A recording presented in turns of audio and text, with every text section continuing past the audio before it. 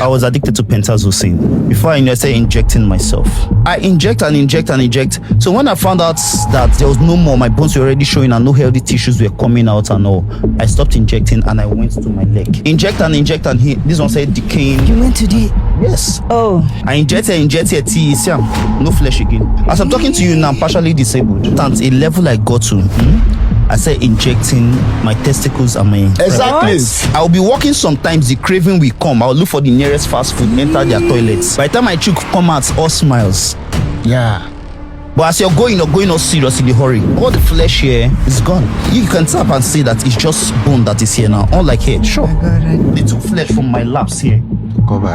Cover it. And the funny thing is, since I could no longer find vein, I started injecting the wound. The decay became so bad that maggots were not coming out of my body. I go wake up for morning, the first thing I would do now to the dust maggot come off my body. It decayed to the extent that my bones were showing. In short, my bones started decaying so I could see the crack. So if I look around, no healthy flesh to inject, I'll go and inject inside my bone. There are people, as I'm talking to you now, Satan is no longer fighting them. Satan has won them. Why? He will put a software in them that will self-destruct them. For example, there are addictions you have. Once you have them, Satan will stop fighting you. He will allow the addiction to do the rest of the job. The fact that I successfully convinced him to have a taste of it, to do it the first time. If I can convince him, I will stop fighting him. The addiction or the experience he will have will do the rest of the fighting for the rest of his life. Anything you are going to start and you know that one day in your life you will need to stop, don't start it. The biggest challenge of young people is what they call freedom. Sometimes you are telling people don't do this. They will think you are trying to box them up until they finally try it.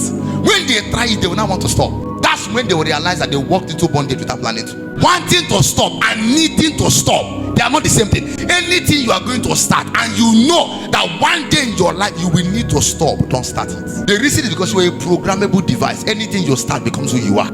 Many times stopping is not always easy.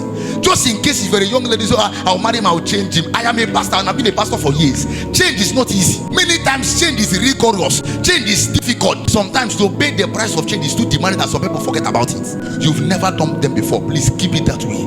There is something called your innocence. The problem of Eve was that they desire to know the good and evil. Don't test it. All that Adam and Eve knew was God, not good. They don't know what is evil. The day they have something to compare what God have told them, it became a problem. Sometimes loyalty to the right instruction also implies deliberate refusal to learn the wrong ones. The best gift you can give to your loved ones is the gift of a transformed you.